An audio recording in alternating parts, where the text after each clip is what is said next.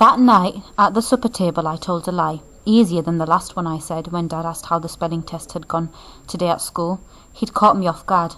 I was so busy thinking about hotels and Professor Hanawati, I'd forgotten the day I should have had. Go on then, tell me, what was the hardest word in the test, Dad asked. I said the first thing that came into my head. Reincarnation. Did you get full marks? No. Which words did you get wrong, because they're the ones you ought to be practicing, you know.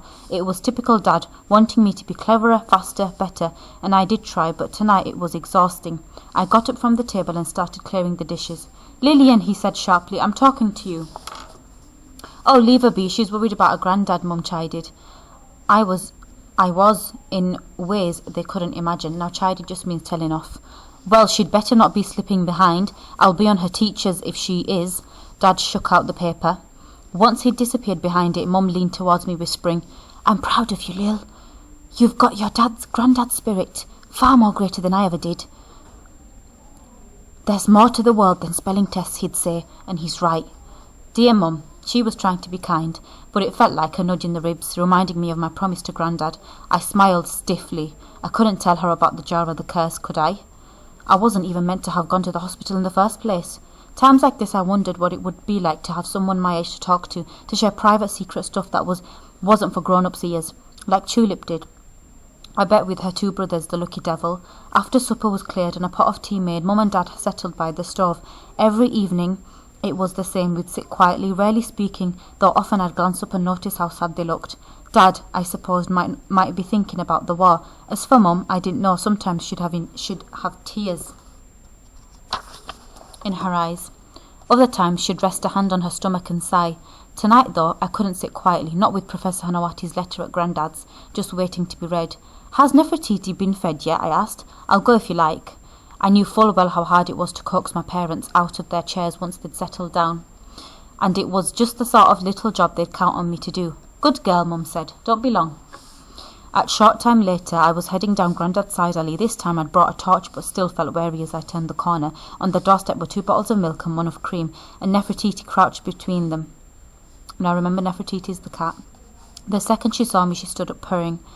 Glad to see you're happier tonight, miss, I said, crouching down to scratch her chin. She was probably hungry, I supposed, but when the door unlocked easily enough, I began to wonder if something was already shifting. Now I knew about the curse and what I had to do to break it. Maybe it was a sign I was on the right track. It felt odd to go inside with no Grandad there to greet me. The hallway was so familiar, the crooked lampshades he'd never bothered to straighten, the coat stand, the stairs, the passageway leading to the shop. It made me come over all upset. Though being in the shop itself felt better, a comfort even, the room was so full of Grandad. It was like he was here with me. The shelves and every wall were crammed with books, plates, carvings, more boxes. Even the alarming bits, the strange face mask, the stuffed animals with glass-bead eyes, were all reasons why I loved coming to visit. In the bay window, as was Grandad's desk, messy as ever, I flicked through coal bills, newspaper clippings, a fair few of which I noticed were to do with Egypt, and more specifically Mr. Carter. Moving a heap of notebooks aside, I found a half-eaten corned beef sandwich. A quick sniff confirmed it had been there for some time, longer than Grandad had been sick. He was like me where food was concerned. It'd take something really shocking to put him off what he was eating.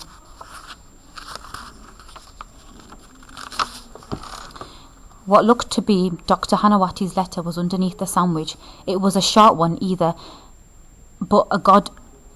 wasn't a short one either, but a good 5 or 6 pages long and covered in stale breadcrumbs.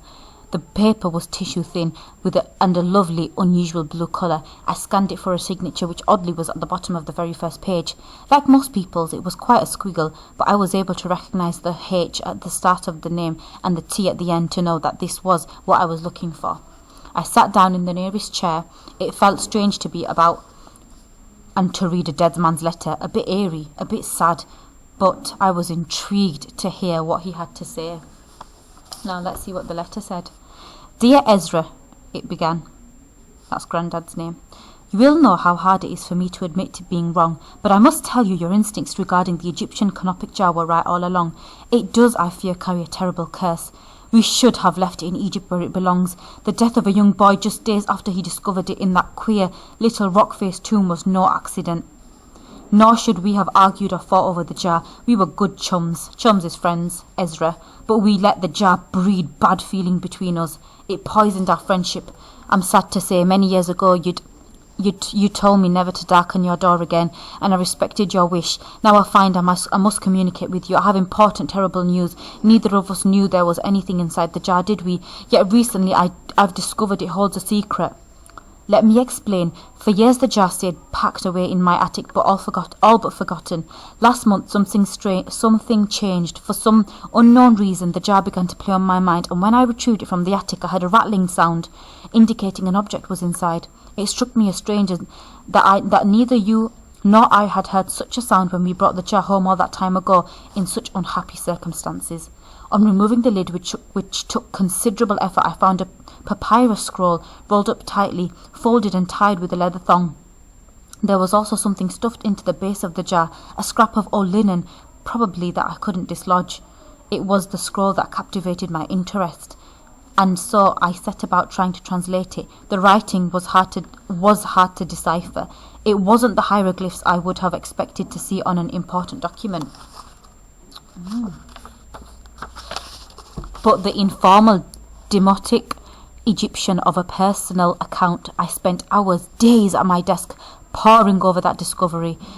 As finds go, it was almost as exciting as our first sighting of the jar itself. Remember that, Ezra?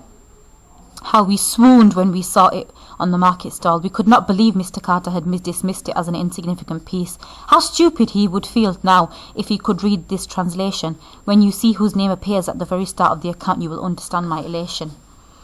Yet, I have to warn you, my excitement was short-lived. On commencing the translation, I was overcome with a terrible feeling of dread. I can't describe it more eloquently than that. These past couple of weeks I've suffered nightmares, headaches, fevers. The doctor says it is nervous exhaustion, but I know it's something more sinister, Ezra, something linked to the jar. Of course no one believes me. My own dear wife looks at me across the dinner table each night as if I were insane. I assure you I am not. The jar is back in its box. I cannot bear to look at it or even have it in my study with me any more. Every day I live in fear for some nameless terror. The curse is upon me. Much more of this, and I will have to rid myself of the jar for my safety and well-being. Perhaps I might return it to you, who always understood its power better than me. Meanwhile, I send you what of the scroll I've translated so far. There is more to come, but my progress is proving slower with what remains. You will be interested to read it, I know, and can, I hope, be of help. Your old friend, Salim Hanawati. I sat with my head in my hands. The letter was a lot to digest. How uncanny that Professor Hanawati had guessed something awful was going to happen to him. It made me more scared for Grandad too, because the letter confirmed that the curse really did exist. So why after all these years had it started up again? And what was wrapped in linen in the bottom of the jar? There was no mention of the hotel Grandad spoke about either. The remaining sheets of paper in my hand were the translation, I guessed. Grandad was right. The writing was tiny and cramped, so much so I had to move closer to the lamp to read it properly.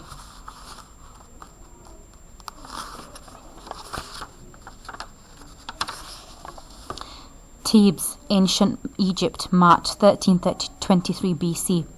I, Lysandra, have been trusted to scribe the final days of our King Tutankhamun. Be warned, this is not the official account. Mine is about the boy who didn't want to be the pharaoh, who was at his happiest pelting my brother with pomegranates. I stopped, read the first lines again. This was about Tutankhamun, the Tutankhamun who Howard Carter was so desperate to find, whose name was in the news almost every day now. Just in case I'd got it wrong, I held the paper directly underneath the light. No, the name was there all right, though I couldn't believe what I was reading. There's a saying amongst our people, let your face shine, because no one wants to live an unhappy life here on earth and then be stuck with it forever in the afterlife. So when I see Kiki limping towards our house with a face like an old goat's, I sense trouble is on the way. Shall I call Maya? I ask him. Maya is my older brother and Kiki's dearest friend. Only a short stretch of courtyard separates our house from the steps to the royal palace where Kiki lives. That's not his proper name. Maya made it up when he was little. He's been Kiki to our family ever since. My brother is taller than any of us nowadays. He has long legs as thin as a stork's, but is strong and healthy and happy. All the things Kiki isn't, but Kiki is also King Tutankhamun of Egypt. Often I think he hates this role. It weighs him down, bores him. He'd rather idle his days away than with Maya, climbing trees, hunting rodents. Neither has yet seen 17 summers. They are still young and prone to silliness. Our mother pretends not to see it, but I know she doesn't approve. She saws and tuts, which will be her lot for eternity if she's not careful. Kiki leans on his walking stick, a little out of breath. Call him in a moment, Lysandra, he replies. First I need to talk to you. This takes me by surprise. When people visit me, they come to share their dreams. My grandfather was the first in our family with a gift for dream reading. Now the honour has been passed to me. A person's dreams tell you their hopes and fears. The road will follow into the afterlife. The skill is to listen, to hold each part of what they say in your hands. A dream is like a melon. I tell people it's not until you cut open the skin that you find the sweet truth inside. As I'm only young, 4 summers behind my brother, I'm still learning the skill. I'm quieter than him too. A watcher, my mother calls me. She says it's why the gift came to me.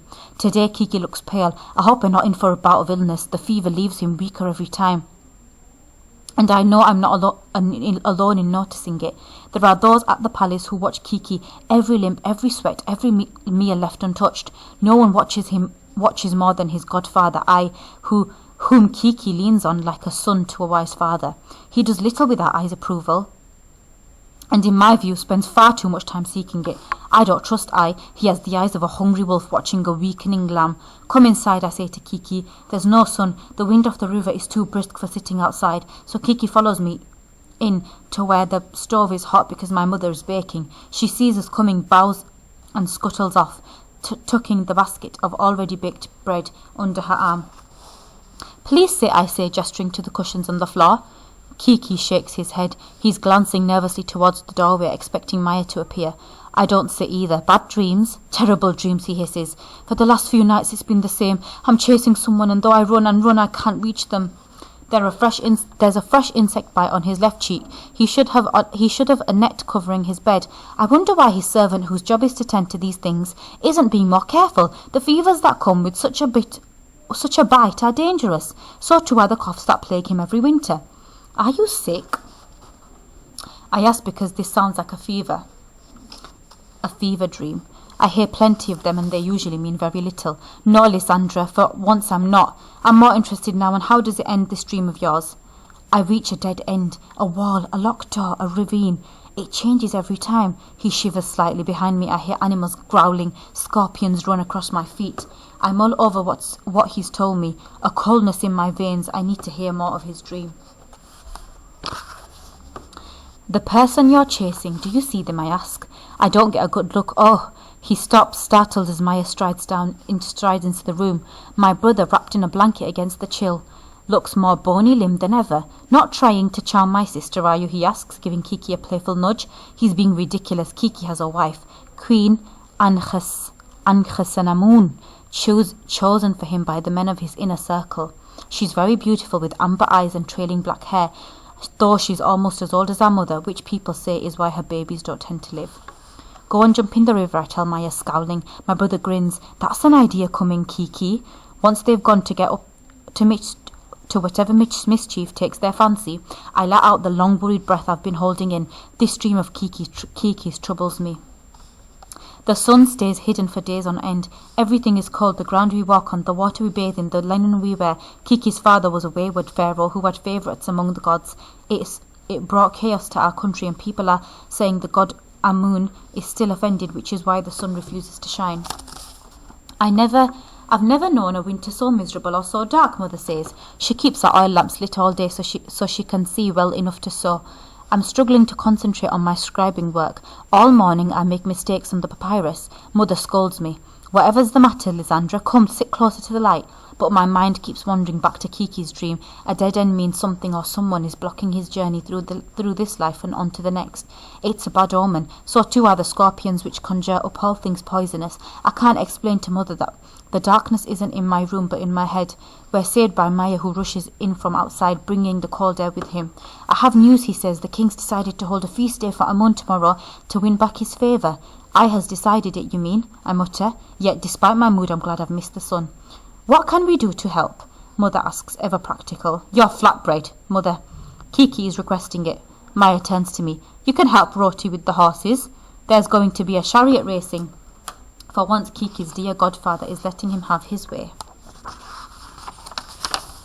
Chariot racing is one of Kiki's favourite sports. It's also dangerous, noisy and smelly, both thrilling and terrifying to watch. He's not taking part, is he? I ask. The thought makes me anxious. Maya laughs. Don't look so worried. It's a feast day, not a funeral. I pray my joyful brother is right.